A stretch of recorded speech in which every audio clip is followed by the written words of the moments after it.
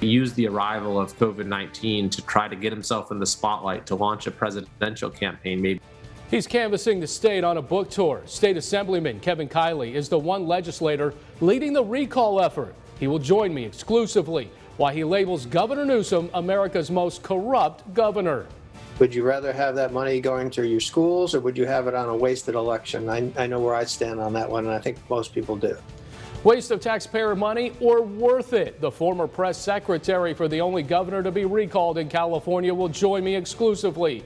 The current political strategist, Steve Maviglio, will handicap the recall ballot. And our panel ready to weigh in. From a journalistic approach to Governor Newsom's State of the State speech to reflecting on the one-year anniversary of COVID-19 as it was declared a pandemic. Welcome to Sunday. It's KC24, Sunday Morning Matters. Now, from your local election headquarters, KC24, this is Sunday Morning Matters with your host, Alexan Balakian. And good Sunday morning to you. I'm Alexan Balakian coming to you from Studio 71, our temporary set while our new one is being constructed. So please join the conversation on Twitter and Facebook at Real Alexan. Use the hashtag Sunday Morning Matters. Along the way, Sunnyside High School alum and former congressional candidate Elizabeth Heng announcing her run for U.S. Senate. But first, Governor Newsom delivers the State of the State with a pandemic and a sketchy vaccination rollout, as well as a recall casting a shadow over his first term. Like 85-year-old Maria. I met her in Fresno. She's from Reedley, California. She came to this country from Mexico decades and decades ago to find a job in our fields. You know, Maria said she was unsure, she was uncertain about getting vaccinated. But after she received her shots, she's now educating other farm workers about the safety and the efficacy of the vaccine, helping them overcome similar anxieties.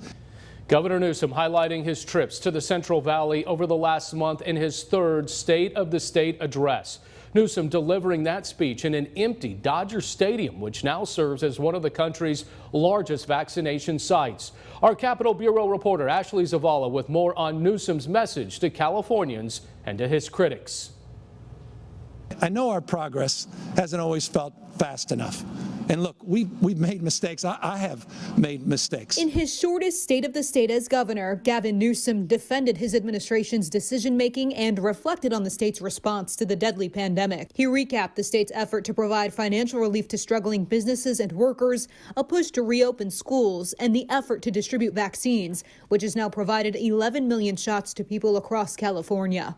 As the pandemic exposed the inequalities across the state, he promised to make California more equitable moving forward. I remain determined. In his speech, the governor did not mention the recall effort against him by name, but he did say he would not change course because of a few naysayers or doomsdayers. So to the California critics out there who are promoting partisan political power grabs with outdated prejudices and rejecting everything that makes California truly great, we say this: we will not be distracted from getting shots in arms and our economy booming again. Some Republican lawmakers criticized the governor for looking back and not ahead, including Senate Republican leader Scott Wilk. That California under Governor Newsom is a state of disrepair, and I believe that we can do better.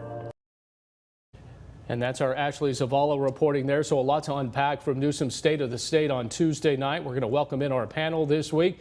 Two of the top political writers in the state. From the Sacramento Bee, Laura Cordy is here. And from Cal Matters, Dan Walters. Thank you both for being on Sunday Morning Matters. And I really want to start with this. Newsom may have coined that phrase, as you guys know it, meet the moment. So, Laura, I'm going to start with you. I'm wondering, did Newsom's speech meet the moment? You know, I think people will have different opinions on that. I think what was important for Gavin Newsom, and I think what he did in this speech, was outlining how he's going to combat this recall effort. And I think that that's three parts: acknowledging that it's been a really painful year for a lot of people, but also trying to make the case that you know, he did the best he could and that he made the right decisions for California. And, you know, he wanted to convince Californians that he was the right guy to continue leading the state out of this pandemic. So I don't think that people who disagreed with him before the speech magically agree with him after the speech. But I think he did what he set out to do, which is outline the case for why he should still be governor. So whether that helps him survive a recall going forward, we'll see. And Dan, I want to come to you. Meet the moment here. As you know, you've been covering the state of the state for decades. Don't want to date you or anything, but it seemed kind of shaky out of the gate. But then he got his footing on this, especially at Dodger Stadium. What'd you make of it?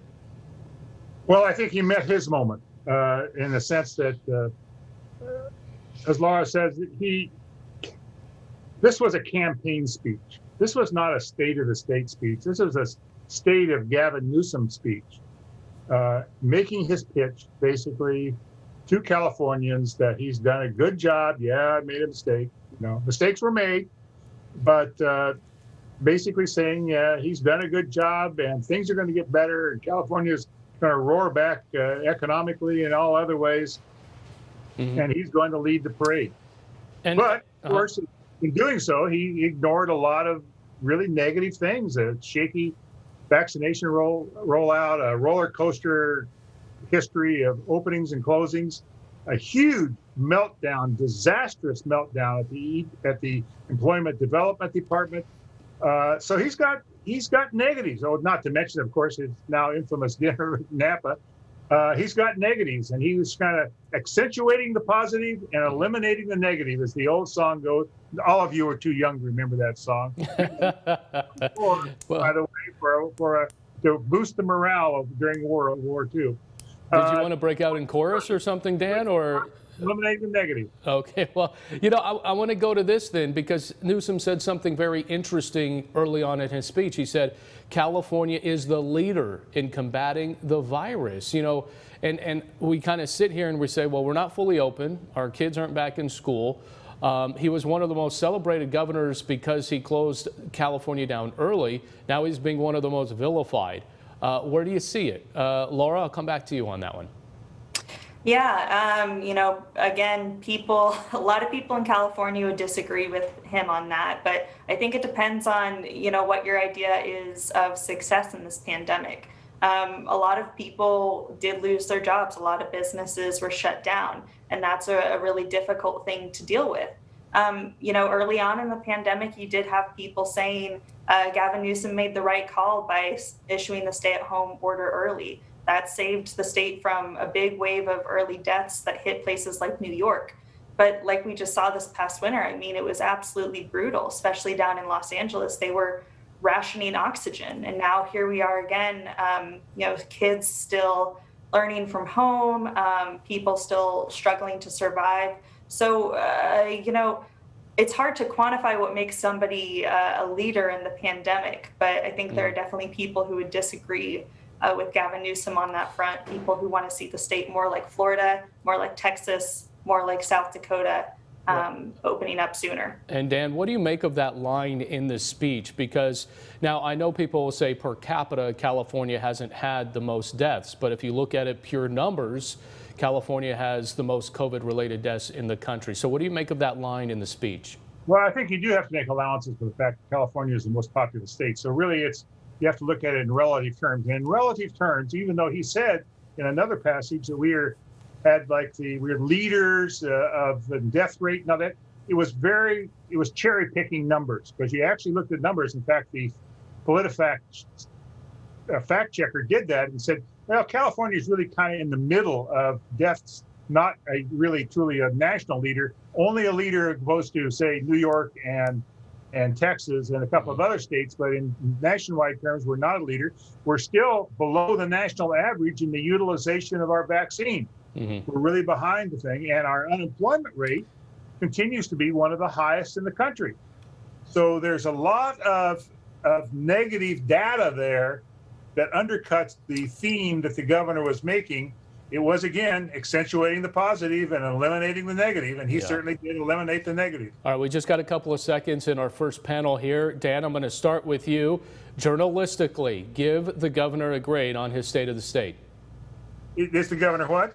Give the governor a grade. C+. C+. Laura? At least he didn't have so much jargon like he usually does. Laura? It's hard for me to neutrally and unbiasedly give him a grade, but I would say if he wanted to, outline the positives, he gets an A. I think people would knock him down a couple of grades for not acknowledging the negatives as clearly. So maybe for that, C, B minus. There you go. All right, hang tight. We got a lot more to come. But coming up, he labels Gavin Newsom America's most corrupt governor, and he wrote a book about it. Sacramento Assemblyman Kevin Kiley will join me exclusively next.